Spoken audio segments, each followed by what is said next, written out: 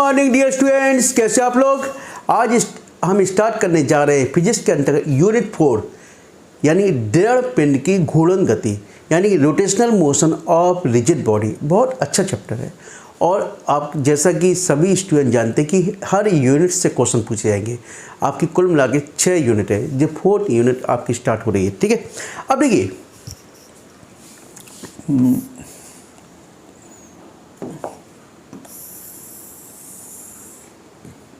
अब दृढ़ पिंड की घूर्णन गति।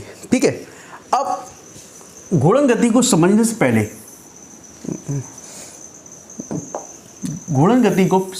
पहले मुझे ये मालूम होना चाहिए दृढ़ पिंड क्या होता है ना। दृढ़ पिंड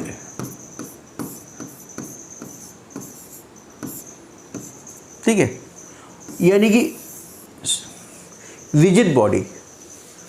ठीक है, आपने देखा होगा कई बार कि कोई पिंड जिस पर कोई बाह्य बल लगाते या फोर्स लगाते तो उसके कणों में कोई परिवर्तन नहीं होता, तो वह क्या कहलाता है? रिजिड बॉडी, दृढ़ पिंड कहलाता है। वह पिंड जिस पर कोई बाह्य बल लगाने पर उसके कणों में कोई परिवर्तन ना हो, रिजिड बॉडी कहलाती है। दृढ़ पिंड के अंतर्गत जितनी भी सॉलिड हैं यानी जितनी भी सॉलिड वस्तु, ठोस वस्तु, उस सबको दृढ़ पिंड के अंतर्गत रखा गया है, क्योंकि आपने देखा कि बाह्य बल लगाने पर इनके जो कण हैं उसमें कोई भी परिवर्तन नहीं होता। अर्थात जितने भी सॉलिड हैं उनको दृढ़ पिंड की कैटेगरी के अंतर्गत रखा गया है। ये तो हो गया। अब नेक्स्ट टॉपिक आता है बल आघूर्ण।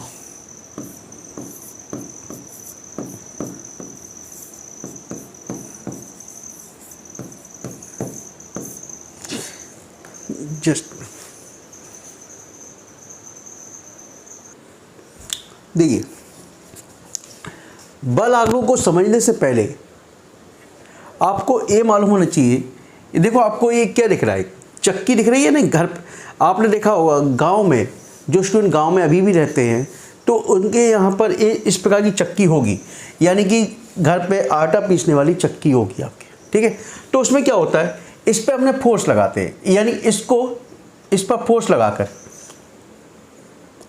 यानी इस पर फोर्स लगाते हैं, इसको पकड़कर घुमाते हैं हम। ठीक है, और गेहूँ इसमें डालते हैं, यानी इसको पकड़कर इस पर फोर्स लगाते हैं हम। क्या लगाते हैं? फोर्स लगाते हैं और घुमाते हैं। ठीक है, और इस यहाँ पे गेहूँ डालते हैं और ये इस अक्ष के पलटा घूमती है। ठीक है, क्या इस अक्ष के, इसे एक्सिस मान लो, तो इसके चारों ओर ये घूम रही है। ठीक है, देखा आपने, यानी कि इस पर बाह्य बल इस पर लगाया है, यानी कि कोई बाह्य फोर्स यानी कि एक्सटर्नल फोर्स इस पर लगाया गया है बाह्य बल के द्वारा, और ये क्या होता है, ये इसके यानी कि जो एक्सिस है इसके चारों घूम रही है। ठीक है, तो अब इसकी डेफिनेशन मैं बताऊंगा अभी कैसे बनेगी। इसी प्रकार से देखा आपने,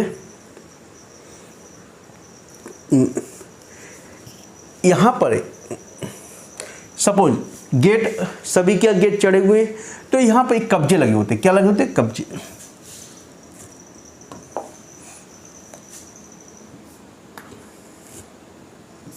एक कब्जे लगे होते हैं ना भाई। गेट किस पर चढ़ा होता है? कब्जों पर चढ़ा होता है, कब्जों पर चढ़ा होता है।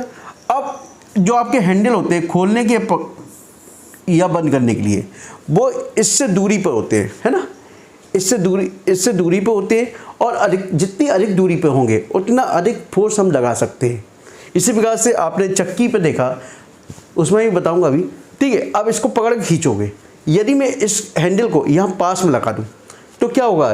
कब्जे आपके यहाँ लगे हुए और आपने हैंडल यहाँ पे लगा दिया तो फोर्स कम लगेगा। क्या लगेगा? फोर्स कम लगेगा, और दूसरी बात यहाँ पे इस पर लगाने के बाद यानी कि फोर्स अधिक लगेगा, और फोर्स अधिक लगने के बाद और जो किसके पर अक्ष के पड़ता है, यानी कि जो इसके एक्सिस है यानी कब्जे हैं इसके पड़ता है, घूमता है। ठीक है, इतना समझ में आ गया। अब देखिए, इसी प्रकार से चक्की में देखिए, यानी कि जितनी दूरी पे जो होगा, यानी कि जो एक्सिस से जितनी अधिक दूरी पे होगा, एक्सिस से जितनी अधिक दूरी पे होगा तो उतना ही अधिक फोर्स एग्जर्ट होगा, यानी उतना ही अधिक फोर्स लगा पाएंगे हम। ठीक है,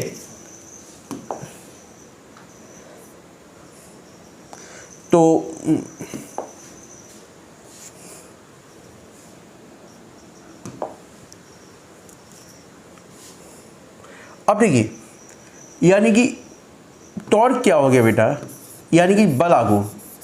टॉर्क को बोलते बल आघूर्ण। क्या बोलते? बल आघूर्ण। ठीक है। किसी पिंड पर, यहां पे यदि बाह्य बल लगाया था, किसी भी पिंड पर बाह्य बल लगाकर उसको किसी अक्ष के परितः घुमाने की प्रवृत्ति ही क्या कहलाती है? बल आघूर्ण कहलाती है। यानी किसी भी पिंड पर बाह्य बल लगाकर उसे किसी अक्ष के परितः घुमाने की प्रवृत्ति ही बल आघूर्ण कहलाती है। दूसरी डेफिनेशन क्या कह सकते हैं हम इसको? किसी पिंड पर का बल आघूर्ण बाह्य बल के परिमाण, ठीक है, F बल के परिमाण तथा घूर्णन अक्ष से दूरी, मानो दूरी r है, तथा घूर्णन अक्ष से या अक्ष से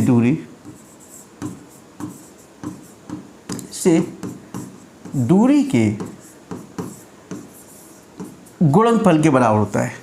यानी कि किसी पिंड का बल आघूर्ण उस पिंड पर लगाए गए बाह्य बल के परिमाण तथा घूर्णन अक्ष से दूरी के गुणनफल के बराबर होता है। अब ठीक है,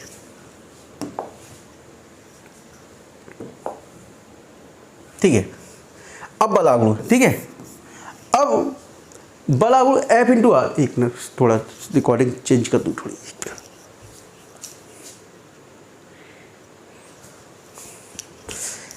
एक्चुअली रिकॉर्डिंग थोड़ी चेंज हो जाती है, ठीक है। बल आघूर्ण क्या होता है? टाउ बराबर F इंटू आर होता है बेटा, ठीक है।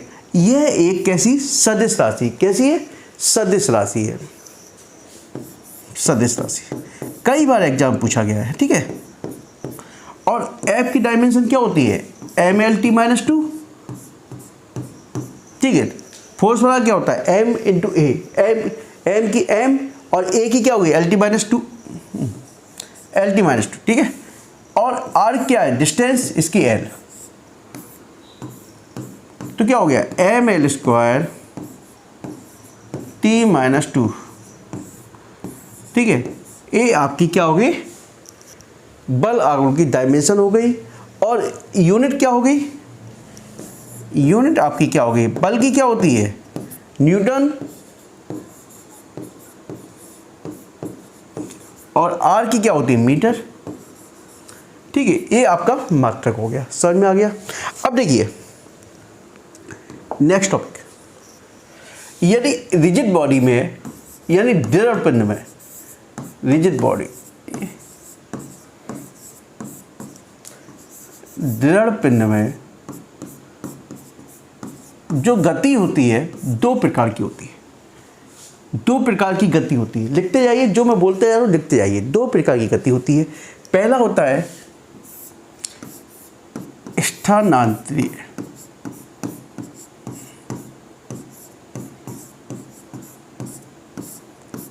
गति, दूसरा होता है घूर्णन गति।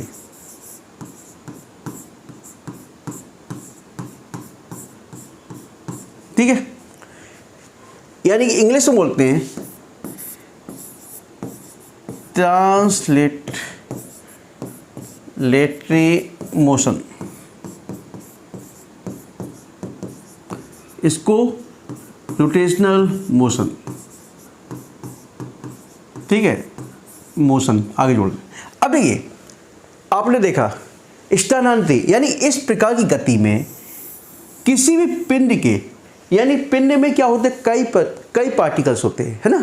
कोई पिंड अकेला नहीं होता है। एक्चुअली रिजिड बॉडी का मतलब मुख्यतः यह होता है जब किसी पिंड पर बाह्य बल लगाने पर उसके कणों में कोई परिवर्तन ना हो, अर्थात जो भी सॉलिड है, यानी जो भी ठोस है, उसको हमने एक रिजिड बॉडी मान लिया। क्या मान लिया?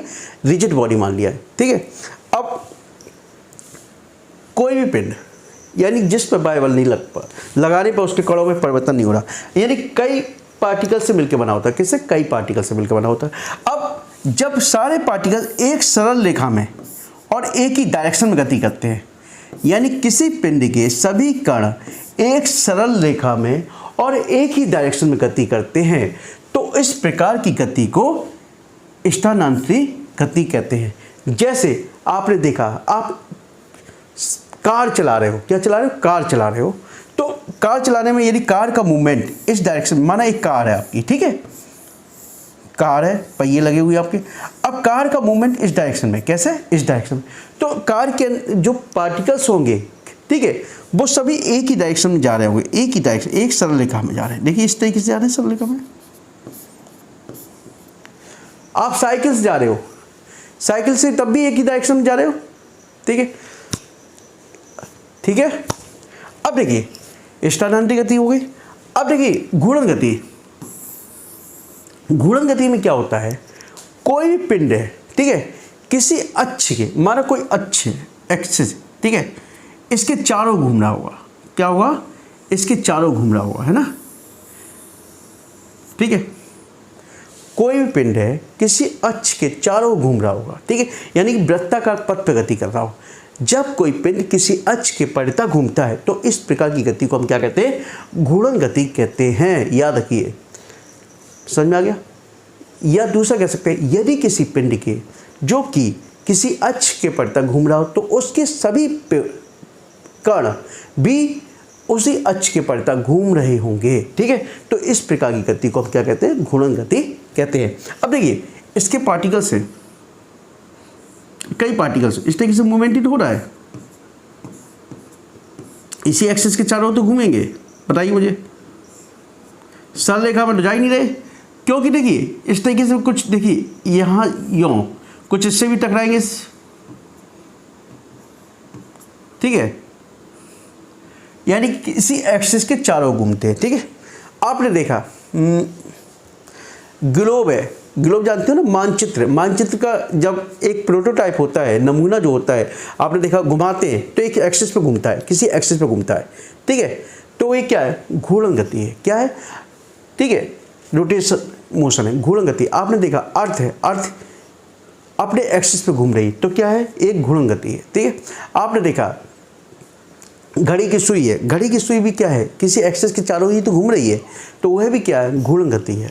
पंखा है, पंखा भी घूमता है किसी एक्सिस के चारों ओर, तो वह भी क्या है, घूर्णन गति है, ठीक है। तो ये एग्जाम्पल अपने दिमाग में बैठा लीजिए।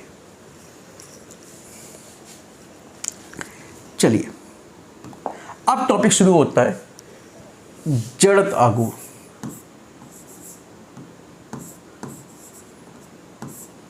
आघूर्ण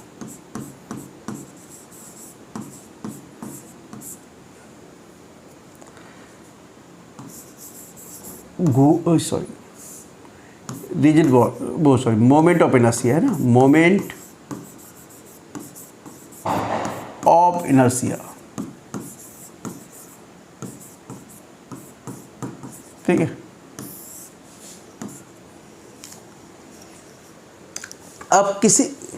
अब देखिए माना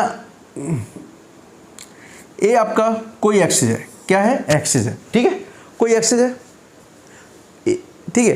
अब कोई पिंड है, माना कोई पिंड है जिसका द्रव्यमान m है, ठीक है, कोई पिंड है जिसका द्रव्यमान m है और इस अक्ष के चारों घूम रहा है, इस अक्ष के चारों ओर घूम रहा है। यदि इसकी दूरी क्या है, r है, ठीक है, क्या है, दूरी r है, ठीक है, तो उस पिंड का जड़त आघूर्ण उस पिंड के द्रव्यमान तथा घूर्णन अक्ष से दूरी के वर्ग के गुणनफल के बराबर होता है। हो गया सिंपल से। यदि कोई पिंड घूर्णन अक्ष पर यानी कि किसी अक्ष के परितः घूम रहा है या कोई पिंड घूर्णन गति कर रहा है तो उसका जड़ता आघूर्ण उस पिंड के द्रव्यमान तथा घूर्णन अक्ष से दूरी के वर्ग के गुणनफल के बराबर होता है। याद रखिए, ठीक है। अब देखिए m किसका यूनिट होता है, m का यूनिट क्या होगा, किलोग्राम। इसका क्या हो गया, दूरी का क्या हो गया, मीटर स्क्वायर। तो इज्जत मात्रक हो गया बेटा, मात्रक ये हो गया आपका जड़ता आघूर्ण का। अब किलोग्राम मीटर स्क्वायर। अब यूनिट निकालनी है, m की डायमेंशन क्या होती है, मास की m और इसकी क्या हो गई, दूरी की l, तो ml स्क्वायर इसकी डायमेंशन हो गई। ठीक है, समझ में आ गया। आपने देखा, अब देखिए दैनिक जीवन में आप कहाँ यूज करते हो मोमेंट ऑफ इनर्शिया को, कैसे, जैसे आपने देखा, देखिए जड़त्व तो आप जानते हो ना, देखिए दो चीज से मिलकर बना है, जड़त्व और दूसरा आघूर्ण, ठीक है, दो शब्दों से मिलकर बना है, इतना समझ गए।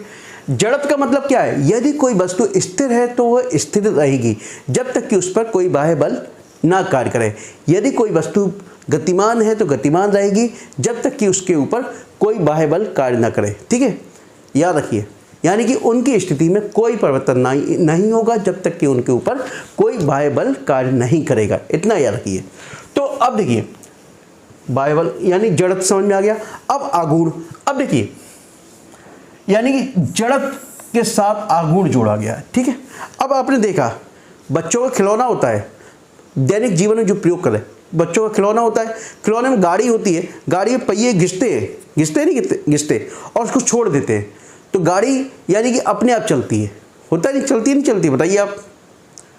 इसी प्रकार साइकिल है, साइकिल में यदि हमने यानी कि पैडल मारना ही बंद कर देते हैं, हम पैडल मारना ही बंद कर देते हैं, तो क्या हुआ, कुछ दूरी तक वो अपने आप साइकिल फिर भी चलती रहती है ना, चलती नहीं चलती, बताइए। तो यह है जड़त्व आघूर्ण के एग्जाम्पल है, एग्जाम्पल अपने दिमाग में बैठा लीजिएगा। चलिए अब ये तो माना एक पिंड की बात हो गई। अब तुम जानते हो एक पिंड में कई पार्टिकल्स होते हैं, कई कण होते हैं। यदि एक पिंड में कई कण हैं, माना पिंड जैसे द्रव्यमान m की बात हुई, अब कई कण हैं, ठीक है, माना इसमें कई कण हैं, माना m1 है, m2 है, m3 है, m4 है, ठीक है, m5 है, इस तरह के कई पिंड है, ठीक है। अब देखिए अब इनकी दूरी क्रमशः क्या है, r1 है, r2 है, r3 है, r4 है, r5 है, ठीक है। तब जड़त्व आघूर्ण क्या हो जाएगा बेटा, m1 r1 square plus m2 r2 square plus m3 r3 square plus m4 r4 square, यानी जितने भी होंगे। तो इसको हम कह सकते हैं समेशन m r स्क्वायर, ठीक है, या m स्मॉल में है, स्मॉल लेफ्ट, ठीक है। तो I बराबर क्या हो गया, समेशन m r स्क्वायर। यानी किसी पिंड का यदि किसी पिंड में नंबर ऑफ द पार्टिकल्स है, यानी कई कण हैं, तो उस पिंड का जड़त्व आघूर्ण उस पिंड में उपस्थित समस्त कणों के द्रव्यमान तथा घूर्णन अक्ष दूरी के वर्ग के गुणनफल के बराबर होता है। यानी समस्त कणों का, ठीक है, दूरी के गुणनफल के योग के बराबर होता है, ठीक है। सभी को जोड़ दिया, ठीक है, हमने समझ में आ गया इतना। चलिए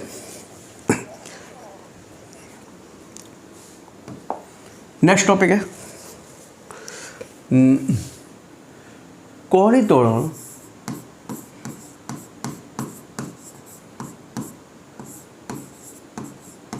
बा देखी त्वरण में संबंध।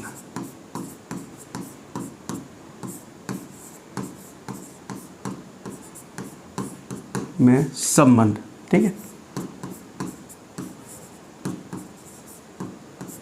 Relationship between the angular accelerations and linear accelerations, ठीक है। अब देखिए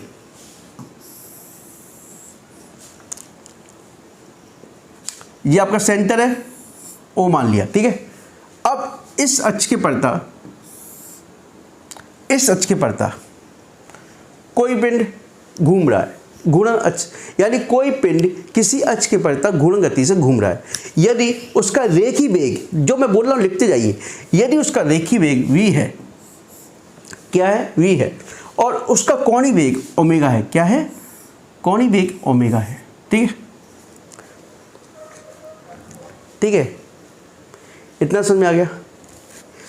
यदि t बराबर 0 समय पर उसका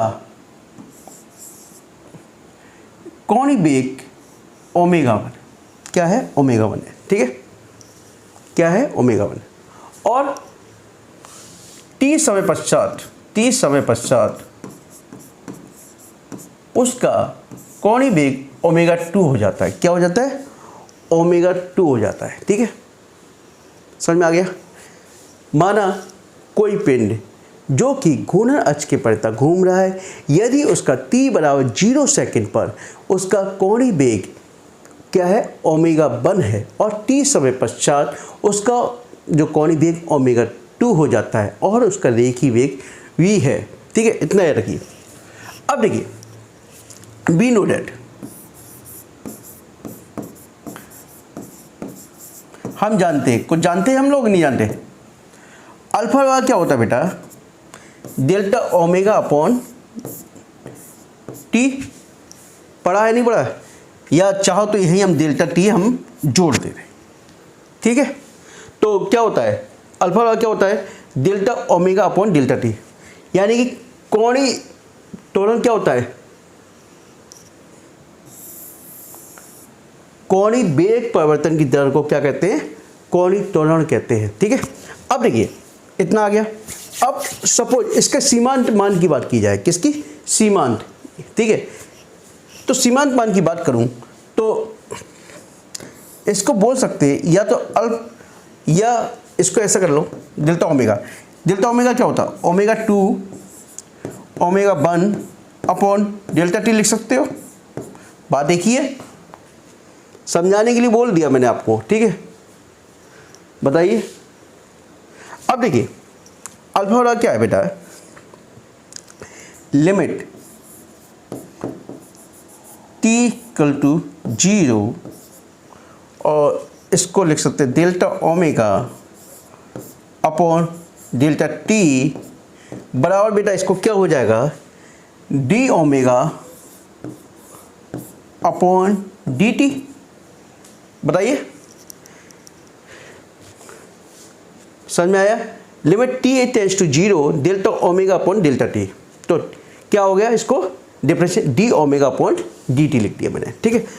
अब चाहो तो आप डिफरेंशिएट या इस स्टेप को भी हटाना चाहते हो तो लिख सकते हो, यदि डेल्टा ओमेगा का मान अत्यंत कम है, क्या है, अत्यंत कम है, और तो इसको डायरेक्ट यहाँ पर लिख सकते हो, अल्फा बराबर क्या कर सकते हो, d ओमेगा अपॉन dt, ठीक है, इतना समझ आ गया।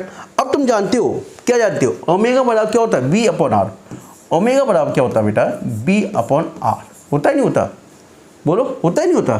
तो वैल्यू रख दीजिए, इसको इक्वेशन मत मान लो, पुट द वैल्यू ओमेगा, तो अल्फा का क्या हो गया, d b upon r, d t नीचे है ही, है ना, ठीक है। अब देखिए, अल्फा वाला क्या हो गया, डी बी अपॉन आर, इधर लिख दो d t. D b upon d t क्या होता है बेटा, क्या होता है, ए होता है नहीं होता, वेग परिवर्तन की दर को क्या कहते हैं, ए, एक्सेलरेशन कहते हैं नहीं कहते, चलिए, तो क्या हो गया, ए अपॉन आर, ठीक है। तो अल्फा बराबर क्या हो गया बेटा, ए अपॉन आर, ठीक है। तो ए बराबर क्या हो गया, आर इंटू अल्फा, ठीक है, ये रिलेशन होता है। तो किसी भी पिंड का रेखीय त्वरण उसके क्या आर और अल्फा यानी कोणीय त्वरण और गुणन अक्ष से दूरी के गुणनफल के बराबर होता है, ठीक है। चलिए एक मैं टॉपिक देख लूँ, कौन सा टॉपिक है इसके बाद।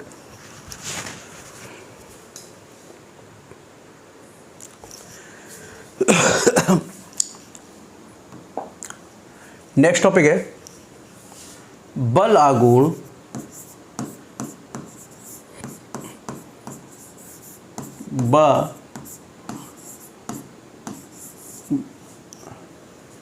कोणीय त्वरण में संबंध।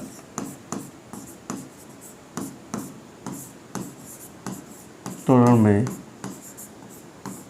संबंध,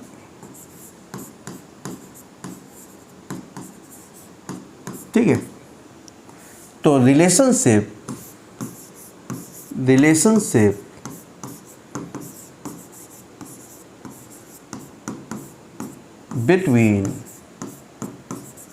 बिटवीन एंगुलर कौन है ना,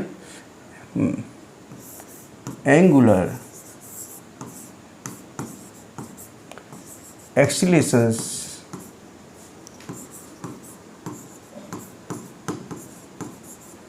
एंड टॉर्क।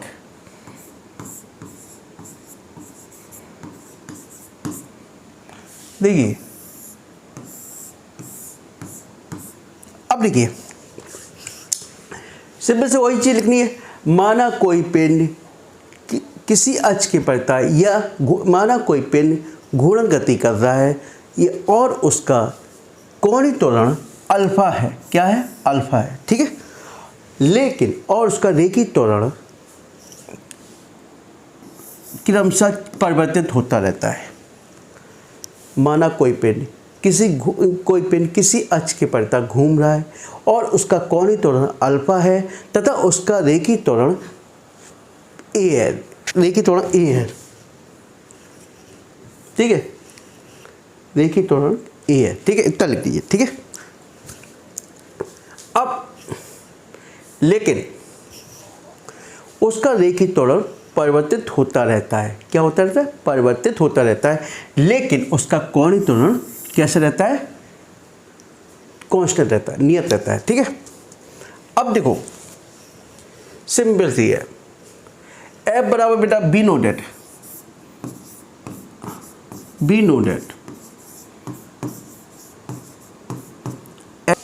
हम जानते हैं, क्या जानते हैं हम लोग? एफ बराबर एम ए है ना बेटा, ये तो आप जानते ही हो। फोर्स वाला क्या होता है? Mass into acceleration. ठीक है, अब ए बराबर क्या होता है बेटा? आर इंटू अल्फा होता है। क्या होता है? R into alpha. ठीक है, जानते हो, उससे पहले भी प्रूव किया मैंने। अब suppose there are number of the particles, यानी कि वहाँ पे बहुत पार्टिकल्स हैं, है ना, कई पार्टिकल्स हैं। ठीक है, तो कई पार्टिकल्स हैं तो क्या होगा? A1 बराबर, तो अभी रुक जाओ, कई पार्टिकल्स हैं तो अभी देखते हैं, पहले देख लेते हैं। तो पहले मैं A की वैल्यू यहाँ रख देता हूँ। ठीक है, तो F बराबर क्या हो जाएगा? M r alpha. ठीक है, इतना समझ आ गया। अब suppose there are number of the particles, यानी कई पार्टिकल्स हैं, तो यानी एक पार्टिकल्स पे कार्य करने वाला बल क्या होगा? F1 m1 r1 square alpha. ठीक है, समझ में आ गया। और दूसरे पार्टिकल्स पे कार्य कर, माना इस प्रकार से दूसरे पार्टिकल्स पे कार्य करने वाला बल कितना होगा? m2 r2 square alpha. ठीक है, तीसरे पे क्या होगा? m3 r3 square alpha. ठीक है, ये कई पार्टिकल्स है। ठीक है, अब ताऊ बराबर क्या होता है बेटा? F इंटू आर होता ही नहीं होता, F इंटू आर। ठीक है, अब F कितना है? कई पार्टिकल्स हैं आपके पास, तो F क्या है? F का मान कितना है? m1 r square, sorry m1 r1, sorry square क्यों लगा रही है मैंने? फालतू में लगा रही है। क्या हो रहा है ये m1 m r alpha, square क्यों लगा दिया मैंने? r alpha r3 alpha. ठीक है, ताऊ बराबर क्या होता है? F इंटू आर, तो r1 और अल्फा, तो ताऊ वन बराबर क्या हो जाएगा? m1 r square alpha. इसी प्रकार से टाउ 2 बराबर क्या होगा? m2 r2 square alpha. Tau 3 बराबर m3 r3 स्क्वायर अल्फा। ठीक है, चलता रहा। अब यानी कि पूरे पिंड पर कार्य करने वाला बल आघूर्ण निकालना है। क्या? पूरे पिंड पर कार्य करने वाला। तो क्या हो जाएगा? टाउ बराबर टाउ 1 प्लस टाउ 2 जो भी है n तक। ठीक है, तो ताऊ वन कितना है, m1 square r1 square alpha plus m2 r2 square alpha, इस तरीके से चलता गया। ठीक है, अब m1 r स्क्वायर जी क्या हो गया, i1 स्क्वायर कह सकते हो और अल्फ़ा कॉमन ले लो। ठीक है, या एक काम करो, छोड़ो उसको, ऐसा मत कीजिए, अल्फ़ा कॉमन ले लो और जी क्या हो गया, m1 स्क्वायर वो m r square plus m2 r2 square this. अब इसको क्या कर सकता हूँ मैं, आई के बराबर लिख सकता हूँ ना, क्योंकि पिंड की पूरी बात कर रहे हैं। ठीक है, तो इसको हम कैपिटल आई के बराबर मान लेंगे। जब m1 r1 square plus m2 r2 square, तो मैंने बताया था ना समेसन एक साथ कर दो, कैपिटल आई कर दीजिए, तो क्या हो जाएगा, तो ताऊ बराबर अल्फ़ा और आई, तो ताऊ बराबर क्या निकल गया, आई अल्फ़ा। यानी किसी पिंड का बल आघूर्ण उस पिंड के जड़त्व आघूर्ण उसके और उसके कोणीय त्वरण के गुणनफल के बराबर होता है। ठीक है, इतना समझ में आ गया। चलिए, इसमें तो बिल्कुल यानी कि आपको कुछ ज़रूरत ही नहीं, मैं बताऊँ सबसे शॉर्टकट तरीका, ये तो मैंने बताया आपको कंसेप्ट, लेकिन अब कैसे दिमाग में अपने बैठा लोगे, तो मेरे को दिमाग में याद आ जाता है ताऊ बराबर एफ इंटू आई, दो ताऊ बराबर आई इंटू अल्फ़ा निकल के आना है। ठीक है, तो जानते हो ताऊ बराबर क्या होता है, एफ इंटू आर होता है। ठीक है, और एफ बराबर क्या होता है, एम ए होता है। ठीक है, देखो शॉर्टकट तरीका बता रहा हूँ, ताऊ बराबर क्या होता है, एफ इंटू आर, एफ बराबर क्या होता है, एम ए आर, और ए बराबर क्या होता है, आर अल्फ़ा, आर अल्फ़ा और आर, तो क्या हो गया, एम आर स्क्वायर अल्फ़ा हो गया, एम आर स्क्वायर क्या होगा, आई हो गया, आई अल्फ़ा हो गया सिंपल से। बस दिमाग में इतना बैठा लो। पूरा नंबर ऑफ पार्टिकल्स की बात की गई है। ठीक है, क्या नंबर ऑफ पार्टिकल्स, तो मजबूरी में i1 i2 स्टेजेस यानी कि टाउ 1 टाउ 2 स्टेजेस करना पड़ा मुझे। ठीक है,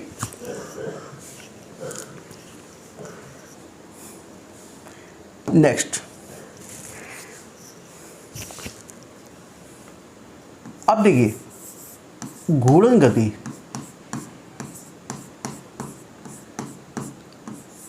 करते हुए पिंड के लिए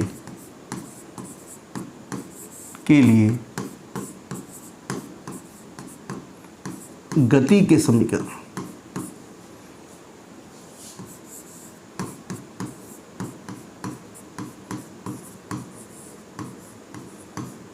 ठीक है। ठीक है, अब देखिए वैसे मैं आपको बताऊं, आपको गति के समीकरण क्या होता है, b बराबर u plus A T, S बराबर U T plus 1/2 A T square, और बी स्क्वायर बराबर यू स्क्वायर प्लस 2as। अब देखिए आपसे हो सकता है ये एक नंबर में क्वेश्चन पूछा जाए, हो सकता है ये पूरा ड्राइव करने के लिए भी पूछा जाए। अब देखिए हम क्या करते हैं, देखिए b को ओमेगा के बराबर मान लीजिए, इनिशियल वेलोसिटी है तो ओमेगा नॉट मान लीजिए, टी का टी है, ए को अल्फा मान लीजिए, और एस विस्थापन है, विस्थापन को थीटा मान लीजिए। ठीक है, थीटा। अब देखो लिखो, अब देखते हैं, यानी कि इनिशियल वेलोसिटी यानी कि इनिशियल क्या है, कोणीय वेग। ठीक है, तो ओमेगा नॉट, फाइनल वेलोसिटी तो फाइनल ओमेगा। ठीक है, ए लीनियर एक्सेलरेशन तो यहाँ एंगुलर एक्सेलरेशन, डिस्प्लेसमेंट को एस से और तो यहाँ पे थीटा से। ठीक है, अब देखिए तो पहली इक्वेशन क्या हो गई, ओमेगा बराबर omega naught plus alpha T. दूसरी इक्वेशन क्या हो गई, थीटा बराबर omega naught T plus 1/2 alpha T square. तीसरी इक्वेशन क्या हो गई, ओमेगा स्क्वायर बराबर omega naught square plus 2 alpha theta. हो गई, तीनों इक्वेशंस बन गई। अब देखिए इसको ड्राइव करना है, क्या करना है, ड्राइव करना। ठीक है, तो मैं एक लाइन बता रहा हूँ आपको, थोड़ा सा दिमाग रख लो। माना t बराबर 0 पर किसी भी पिंड की जो गति कर रहा है घूर्णन अक्ष के पर तक, यानी कि कोई भी जो घूर्णन गति कर रहा है उसकी लीनियर कोणीय वेग ओमेगा नॉट बराबर क्या है आपका, ओमेगा नॉट है, ठीक है स्पीड। और t समय के पश्चात उसकी स्पीड क्या होती है, कोणीय वेग क्या हो जाता है, ओमेगा हो जाता है। बस इतना याद रखिए। माना कोई पिंड किसी अक्ष के परितः घूम रहा है तो इसका t बराबर 0 सेकंड पर उसका कोणीय वेग ओमेगा 0 है, जबकि t समय पश्चात उसका कोणीय वेग ओमेगा हो जाता है, ठीक है। इतना याद रखिए। चलिए अब करते हैं।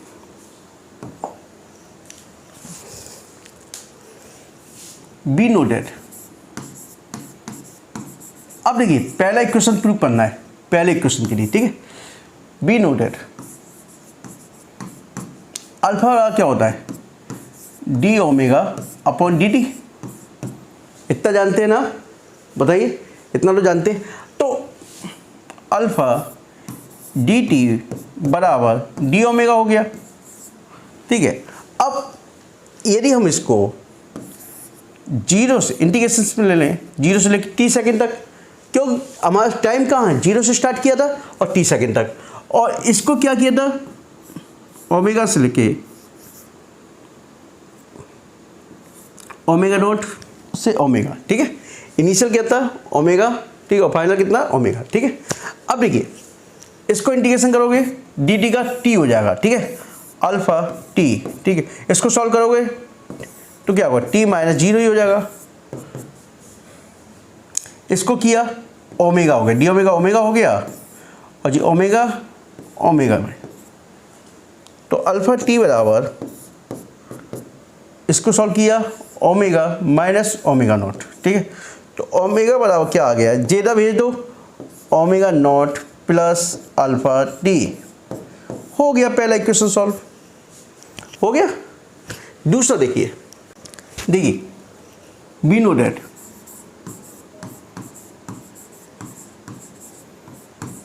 जानते हैं ना हम लोग कुछ ना कुछ, ओमेगा बराबर क्या होता है, delta theta upon delta T, ठीक है। ओमेगा बराबर होता है delta theta upon delta T, या इसको अत्यंत कम मान के लिए लिख दो D theta upon d T, ठीक है। ओमेगा बराबर डी थीटा अपॉन, क्यों कोणीय वेग बराबर क्या होता है, पहला चैप्टर बताया था मैंने, जो तीसरा chapter, D theta upon d T, ठीक है। अब देखिए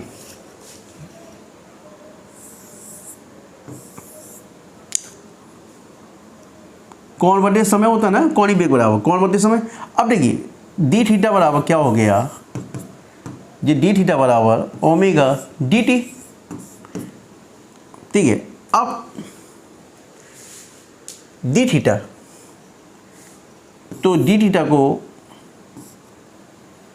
0 से लेके थीटा, स्टार्टिंग में डिस्प्लेसमेंट तो 0 होगा आपका, ठीक है। तो 0 से लेके थीटा, और इसको ले लीजिए 0 से लेके टी तक, ठीक है।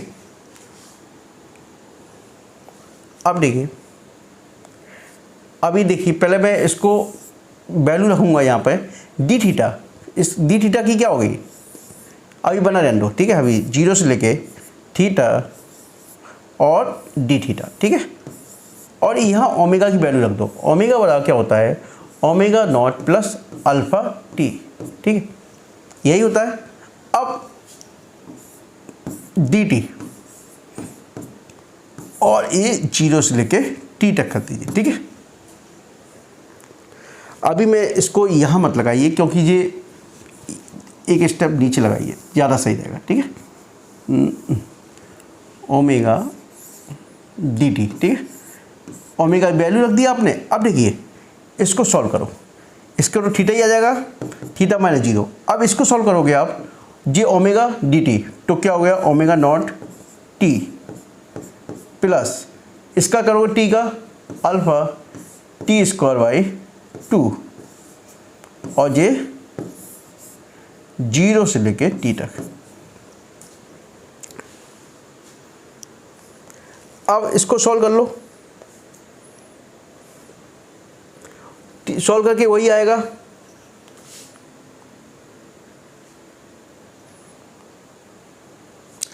सॉल्व करके 0, यही सॉल्व करोगे तो देखिए टी आएगा, यही बाकी 0 हो ही जाएगा। तो क्या हो जाएगा, ये थीटा बराबर omega naught T plus half alpha T square. तो उसमें भी क्या आता है, एस बड़ा you T plus half A T square, यही आ रहा है। देखिए थीटा बड़ा omega naught T plus half alpha T square. अब देखिए तीसरा इक्वेशन, देखिए तीसरा इक्वेशन क्या होता है, थर्ड इक्वेशन क्या होता है, बी नो डेट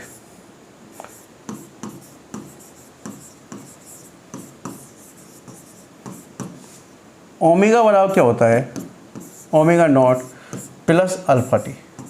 ठीक है, दोनों का स्क्वायर कर दो तो ओमेगा स्क्वायर बराबर क्या हो गया, omega naught plus alpha T का स्क्वायर।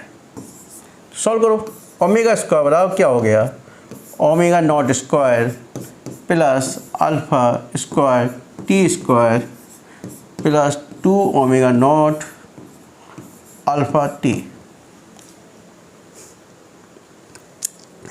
तो इसमें से आपको कॉमन क्या आ रहा है बेटा, इसमें से कॉमन आएगा बी स्क्वायर बराबर यू स्क्वायर प्लस 2as करना है ना मुझे। तो आएगा ओमेगा बराबर, ओमेगा स्क्वायर बराबर omega square not square plus b square बराबर यू स्क्वायर प्लस 2as। तो 2 अल्फ़ा कॉमन ले लो इसमें, है ना। 2 अल्फ़ा मैंने कॉमन लिया तो इधर देखो omega naught T plus 1/2 alpha T square, ये बचा। ठीक है, अब ओमेगा टी एस बराबर, देखो आपने देखा थीटा बराबर क्या होता है, omega naught T plus 1/2 alpha T square, यही तो होता है। तो इसको क्या कर देंगे बेटा, ओमेगा बराबर omega naught square plus 2 alpha और इसकी वैल्यू क्या लिख दिया, थीटा। हो गया, गतिगत इक्वेशंस भी सॉल्व हो गया। ठीक है, अब थोड़ा जो टॉपिक्स रह गए नेक्स्ट वीडियो कवर करेंगे क्योंकि वीडियो थोड़ा लंबा हो रहा है। ठीक है, ओके। इसके अतिरिक्त जो स्टूडेंट पहली बार मेरे चैनल को देख रहे हैं कृपया चैनल को सब्सक्राइब कीजिए और दोस्तों के मध्य में अधिक से अधिक शेयर कीजिए। आप लोगों की त्रिकोणमिति स्टार्ट हो चुकी है, त्रिकोणमिति में लगभग 4 चैप्टर्स आपके कंप्लीट हो चुके हैं और 5वां चैप्टर्स आपका जल्दी से जल्दी स्टार्ट होगा। और जैसे ही मैथमेटिक्स या फिजिक्स में से जो भी जल्दी कंप्लीट हो जाएगा उसके बाद आपकी केमिस्ट्री स्टार्ट हो जाएगी। Okay, thank you.